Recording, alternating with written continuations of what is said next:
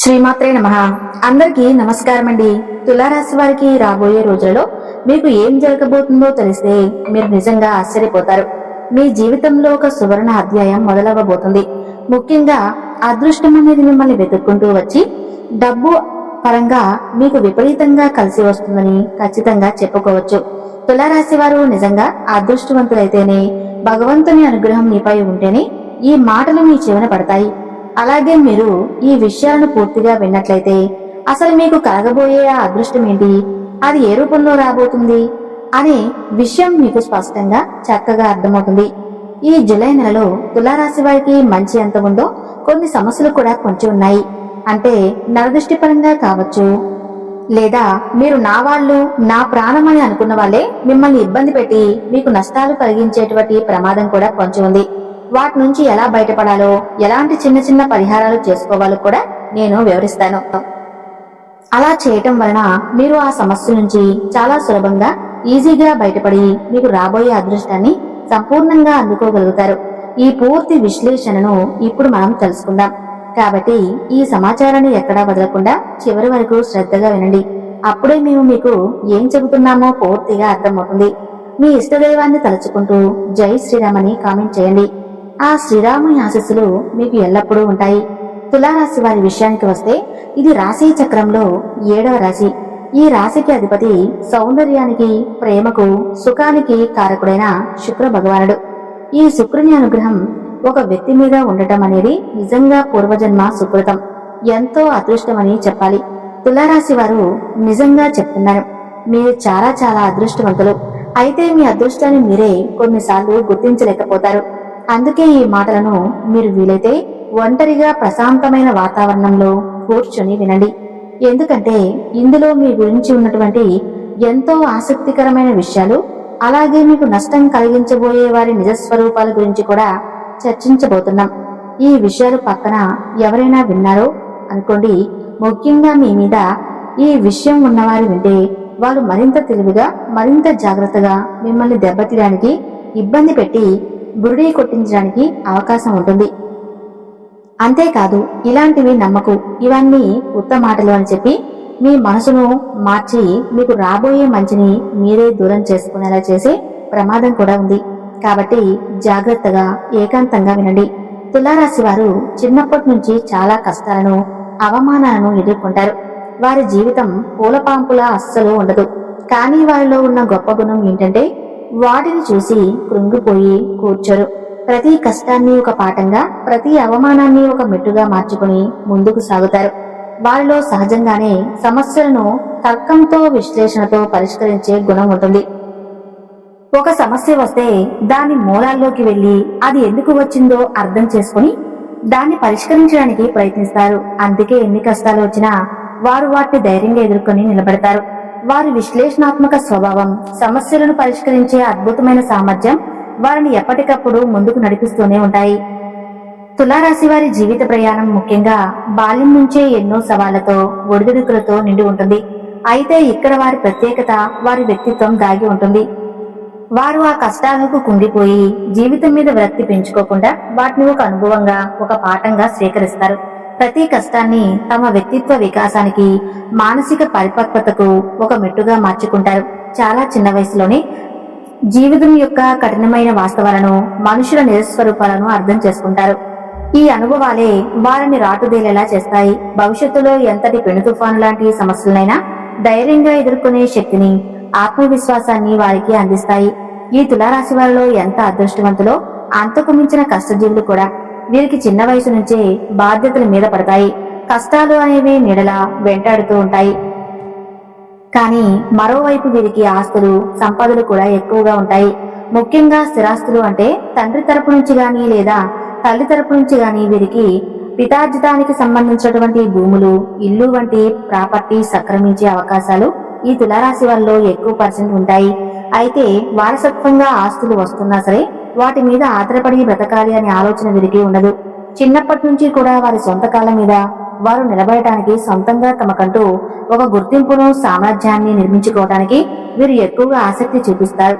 పరుల సొమ్ము పాము వంటిది అనే భావన వీరిలో బలంగా ఉంటుంది. వీళ్ళకి లక్ష్యాలు, ఆశయాలు అనేవి చాలా పెద్దవిగా, ఆకాశమంత ఎత్తులో ఉంటాయి. మేము సమాజంలో మంచి పేరు సంపాదించుకోవాలి, నలుగురిలో మాకంటూ ఒక ప్రత్యేకమైన హోదా, గౌరవం ఉండాలి, మేము బాగా డబ్బు సంపాదించి ఒక ఉన్నతమైన జీవితాన్ని గడపాలి, నలుగురు మమ్మల్ని చూసి షబాష్ అని చెప్పి అందరూ పొగడాలి అనుకునేటట్టుగా ఉండాలి అని ఒక తపన, తాపత్రయం, ఆశ అనేవి వీరిలో నిరంతరం రగులుతూ ఉంటాయి. దానికి తగినట్లుగానే ఆశయాలను సాధించడానికి అవసరమైన కష్టం అనేది కూడా వీరు చాలా గట్టిగా పడతారు. వీరు ఏదైనా సరే ఒక టార్గెట్ పెట్టుకున్నారంటే అది పూర్తయ్యేదాకా కంటి మీద కునుకు కూడా ఉండదు, తిన్నది కూడా వంట పడదు. ఆ లక్ష్యాలు కూడా చాలా పెద్దవిగా ఉంటాయి. నగరానికి దగ్గరలో ఒక మంచి పెద్ద బంగ్లా కట్టాలని, మంచి పొలాలు కొనాలని, ఒక ఖరీదైన పెద్ద కారు కొనాలని, ఒక మంచి బైక్ కొనుక్కోవాలనో, లేదా ఇన్ని సవార్ల బంగారం చేయించుకోవాలనో, లక్షల కోట్లుగా మారాలి అని, మా భార్యా పిల్లల్ని ఒక మహారాణిలా, రాకుమారుడిలా చూసుకోవాలి అని వీరి ఆలోచనలు ఎప్పుడూ ఆకాశంలో విహరిస్తూ ఉంటాయి. మరి ఆకాశంలో ఆశలు ఉన్నప్పుడు వాటిని అందుకోవాలంటే ఈ నేల మీద కష్టం కదా, ఈ స్థాయిలోనే సంపాదించాలి, కష్టపడాలి అని అనుకుంటారు. ఆ విషయం వారికి బాగా తెలుసు. తెలియకుండా ఏమీ లేదు. ఇదంతా వారు ఇష్టపడి చేసుకునేటువంటి కష్టం. మా వాళ్ళు నా కుటుంబం కోసం అని అనుకునేటువంటి వారికి సంబంధించిన మనుషుల కోసం పడే కష్టం కాబట్టి ఎంత కష్టమైనా సరే వీరు చాలా ఇష్టంగా, ఆనందంగా భరిస్తారు. ఆకాశాన్ని అందుకోవాలి, నక్షత్రాలను నేలకు తీసుకురావాలి అనేటువంటి తపన వారిలో బలంగా నాటుకుపోయి ఉంటుంది. దానికోసం వీళ్ళు రాత్రింబగళ్ళు కూడా తేడా లేకుండా కష్టపడుతూనే ఉంటారు. ఒక్కొక్కసారి ఎంతలా పనిలో మునిగిపోతారంటే తినడానికి సమయం కూడా ఉండదు, నిద్ర కూడా చాలా తక్కువగా ఉంటుంది. మీరు రాత్రి పడుకునేసరికి 1 గంట 2 గంటలు అయ్యేటటువంటి సందర్భాలు కూడా మీ జీవితంలో ఎన్నో ఉంటాయి. అయినా సరే మళ్ళీ ఉదయాన్నే 5 గంటలకు లేచి మళ్ళీ తమ పనుల్లో తాము నిమగ్నం అయ్యేటువంటి క్రమశిక్షణ మీ సొంతం. అయితే ఎంత పని ఒత్తిడి ఉన్నా సరే వీరు టెన్షన్ పడరు, ప్రశాంతంగా ఉంటారు. ఎంత పెద్ద పనైనా సరే దాన్ని ప్రశాంతంగా ఒక పద్ధతి ప్రకారం ఎలా పూర్తి చేయాలో వీరికి బాగా తెలుసు. తులారాశి వారిలో ఉన్న అతిపెద్ద ప్లస్ పాయింట్ ఏదైనా ఉంది అని అంటే అది ఇదే. మంచి తెలివిగల వాళ్ళండి తులారాశి వాళ్ళు. తెలివితేటల్లో, వ్యూహ రచనలో వీరికి తిరుగులేదు. నెంబర్ 1 తెలివితేటలు వీరి సొంతం. ఎంత పనైనా సరే ప్రశాంతంగా చేసుకోవాలి. టెన్షన్ పడితే మన ఆరోగ్యమే దెబ్బతింటుంది. ఆరోగ్యం దెబ్బతింటే మనం అనుకున్న లక్ష్యాలను ఎలా చేరుకుంటాం అనే జీవిత సత్యాలు వీరికి బాగా తెలుసు. కాబట్టి ఎంతటి ఒత్తిడినైనా నెమ్మదిగా, ప్రశాంతంగా తమ పని తాము చేసుకుంటూ వెళ్లిపోతారు. అందుకే వీరు ఎప్పుడు కూల్గా, ప్రశాంతంగా కనిపిస్తారు. వీరి తెలివితేటలు, వీరి ప్లానింగ్, వీరి పనితీరు అంత అద్భుతంగా ఉంటుంది. కానీ ఒక్కొక్కసారి వీరికి కోపం కూడా ముక్కు మీదే ఉంటుంది. ఆ కోపం వచ్చినప్పుడు మాట తులుతారు. ఎదుటి వారిని కొంచెం కించపరిచేలా, వారి ఆత్మగౌరవం దెబ్బతినేలా మాట్లాడినప్పుడు అవతలి వారు దాన్ని మనసులో పెట్టుకుని సమయం కోసం ఎదురు చూసి మిమ్మల్ని దెబ్బతీయడానికి ప్రయత్నించే అవకాశం ఉంటుంది. కాబట్టి మీరు ఎంత తెలివిగల వాళ్ళు అయినప్పటికీ కాస్త జనంతో, ముఖ్యంగా మీ కింద పని చేసే వారితో ఉన్నప్పుడు మీ కోపాన్ని అదుపులో ఉంచుకోవాలి. కూల్గా, ప్రశాంతంగా ఉండటానికి ప్రయత్నించండి. మీరు చెప్పాలనుకున్నది ఏదో కఠినంగా కాకుండా సునాయాసంగా, మెల్లగా చెప్పండి. అలాంటప్పుడు వారి యొక్క వ్యతిరేక దృష్టి అనేది మీ మీద పడకుండా ఉంటుంది. లేకపోతే మీరు ఉన్నత స్థాయిలో ఉండి వారిని ఏదైనా అన్నా వారు తక్కువ స్థాయిలో ఉన్నప్పటికీ సమయం వచ్చినప్పుడు వారు కొట్టే దెబ్బ చాలా గట్టిగా తగిలే అవకాశం ఉంటుంది. కాబట్టి ఎదుటి వ్యక్తులతో, ముఖ్యంగా మీ శ్రేయస్సును కోరని వారితో చాలా జాగ్రత్తగా ఉండాలి ఈ యొక్క తులారాశి వారు. తులారాశి వ్యక్తులు తమ కుటుంబానికి ప్రాణం ఇస్తారు. ఫ్యామిలీని దేనికంటే ఎక్కువగా చూసుకుంటారో, తాము ఎంత బిజీగా ఉన్నా, ఎంత పని ఒత్తిడిలో ఉన్నా కూడా తమ కుటుంబం కోసం సమయాన్ని కేటాయిస్తారు. అవసరమైతే చేస్తున్న పనిని కాసేపు పక్కన పెట్టైనా సరే కుటుంబంతో గడపడానికి ప్రాధాన్యత ఇస్తారు. మనం ఎంత కష్టపడి సంపాదించినా ఈ ఆస్తులు, అంతస్తులు ఎవరి కోసం? మన కుటుంబం కోసమే కదా. వారితోనే సంతోషంగా గడపనప్పుడు మన ఈ జీవితానికి అర్థం ఏముంది అని ఆలోచిస్తారు. వీరి జీవితంలో దేనికి ఎంత విలువ ఇవ్వాలో వీరికి బాగా తెలుసు. అందుకే కుటుంబంతో సమయం గడపడానికి ఇష్టపడతారు.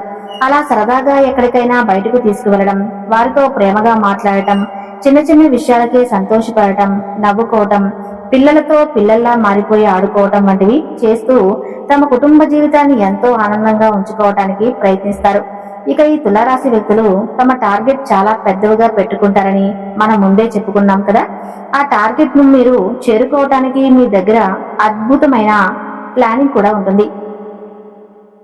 కాకపోతే ఒక్కొక్కసారి మీ శక్తిని మించిన మరీ ఎక్కువగా అసాధ్యమైన లక్ష్యాలను పెట్టుకోవడం వలన వాటిని చేరుకోలేక మీరే ఇబ్బందులు పడే అవకాశం ఉంటుంది. దానివల్ల మీరంటే గిట్టని వాళ్ళు మీ చుట్టూ ఉన్న జనం మిమ్మల్ని చూసి నవ్వుకునేటువంటి అవకాశాన్ని మీరే ఇచ్చిన వారు అవుతారు.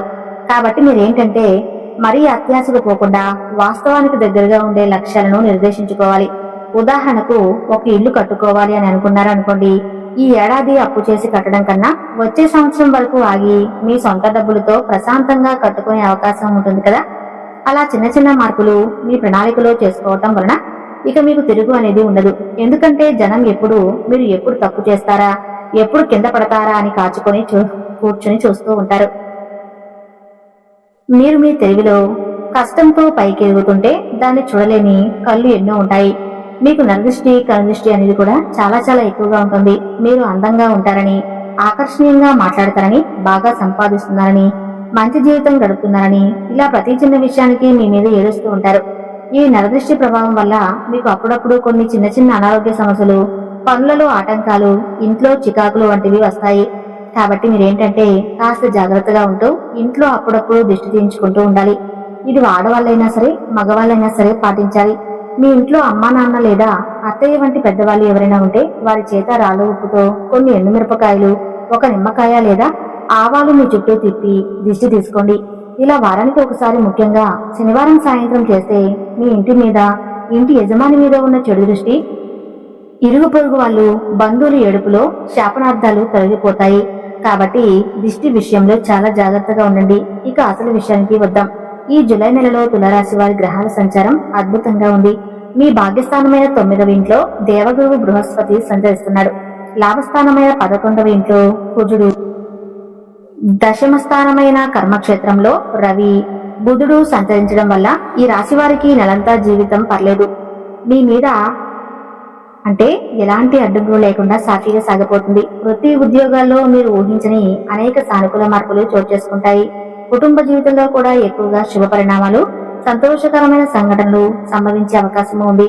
ప్రతి పనిలోనూ మీలో ఒక కొత్త వేగం, చురుకుదనం పెరుగుతాయి. ప్రతి ప్రయత్నము సఫలమవుతుంది. మీరు ఏది అనుకుంటే అది అనుకున్న పనులు అనుకున్నట్లుగా, ఒక్కోసారి అనుకున్న దానికంటే అద్భుతంగా పూర్తవుతాయి. ఆకస్మిక ధనలాభానికి బలమైన అవకాశం ఉంది. ఇది పాత పెట్టుబడుల మీద లాభం రావచ్చు, లేదా ఊహించిన విధంగా వారసత్వ ఆస్తి మీకు దక్కవచ్చు. అలాగే కొద్దిగా సువాసన వచ్చే అత్తరు లేదా పర్ఫ్యూమ్ వాడటం వల్ల శుక్రుని అనుగ్రహం మీకు లభించి పాజిటివ్ ఎనర్జీ మీ వైపు ఆకర్షింపబడుతుంది. వీలైతే శుక్రవారం రోజున ఏదైనా గుడి దగ్గర ఉన్న ఆవుకి ఒక అరటిపండు లేదా కొద్దిగా బెల్లం తినిపించడం వల్ల సకల శుభాలు కలుగుతాయి. మీకు ఉండేటువంటి పెద్ద పెద్ద లక్ష్యాలు, ఆశయాలు నెరవేరాలంటే మీకు మానసిక బలం, ఆత్మవిశ్వాసం చాలా అవసరం. దానికోసం మేము ఇంతకు ముందు చెప్పినట్లుగా ప్రతిరోజు ఆదిత్య హృదయం వినండి లేదా చదవండి. సూర్య భగవానుడి ఆరాధన మీకు వృత్తిలో తిరుగులేని శక్తిని, గౌరవాన్ని, నాయకత్వ లక్షణాలను అందిస్తుంది. ఇది మీలో ఉన్న భయాలను, సందేహాలను తొలగించి ధైర్యంగా ముందుకు వెళ్లే శక్తిని ఇస్తుంది. చివరిగా ఒక సులువైన పరిహారం. మీ ఇంటి దగ్గర ఉండే చీమలకు కొద్దిగా పంచదార లేదా పిండి వేయండి.